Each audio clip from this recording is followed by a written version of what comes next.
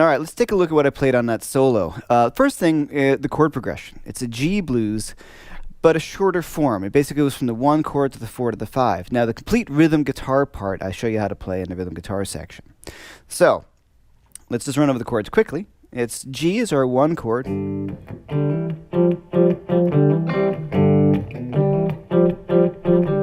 5 chord. 4. And 1.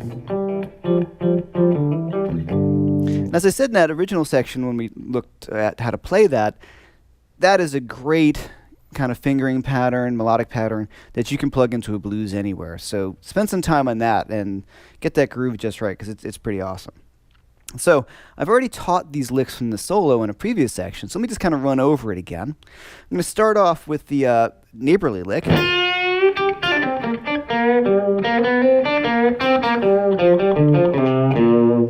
And that's almost kind of what he plays on the record, because it's just so awesome. Now, one thing I really want to think about is the way we're laying back on that groove.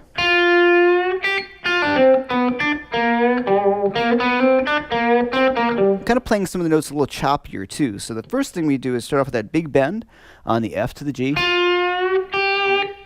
Pull off, right down the pentatonic scale.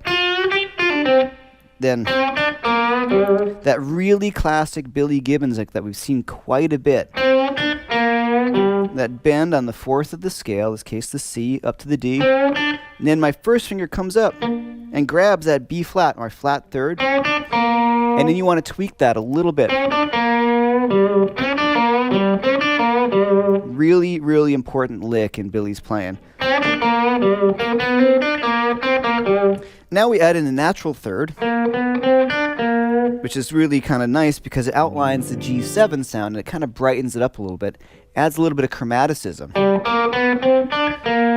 And there's that move again. From the 5th of the scale, in this case it's D, to the flat 3rd with the slight tweak on there. So, and right down. And there's that fingering we always see blues rockers play, and Billy too. So the minor pentatonic scale, and I'm just keeping that 1-3 fingering as I go through. Now for the 5 chord, I use that other neighbor lick where I get that bend. That big bend from the root to the flat 3. So in this case, it's the G to the B flat. But I slowly bend it up. Right? So I'm going to build that up each time. And I can really let that wow, right? Let that really sound like a big... I always look at it as make my eyebrows want to go up, right? And there's that other move that we see Billy do quite a bit, the minor pentatonic scale, going down that G minor triad, B flat, G to D. Okay, now, after that lick, to the flat 7, I go to my 3rd finger.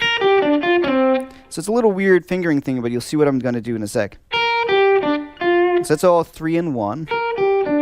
Now I'm going to bring my 3rd finger here to the D, and then slide down the whole step. So it sets me up for that next position.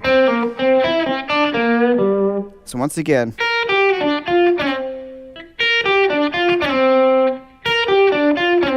That's a little tricky at first, as opposed, you could use your 2nd finger. I just like my 3rd because it just really sets me up already for the next position. And then we go down to the minor pentatonic, the blues scale down here. And this is where Billy adds in the 6th of the scale, which is the E note, which we see him do quite a bit in his playing. That E is what we call the 13th of the scale, and it's kind of give the that kind of sound if you want to be a little more jazzy. So it's a great sound. And there's a fingering that he does quite a bit, and that's where you're going to flatten out that 3rd finger with a roll. Then back down to that 4th of the scale, which is a C. So, and then what he does is goes back to that really classic lick that we've seen many times. where I'm going to flatten out my first finger from the 5th of the scale, once again in the flat 3, and tweak that. So just that little thing right there, that little phrase is great. You know, you're playing over that groove.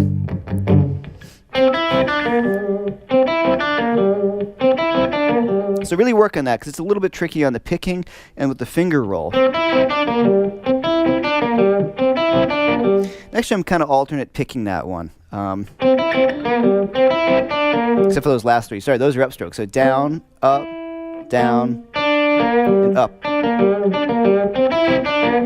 If I've got 3 notes in a row, I'm going to try to go in the same pick direction. So that's a good kind of rule of thumb. If you have a few notes in a row, try to go across strings, try to go in the same pick direction. It really helps a lot as opposed to alternate picking all of that.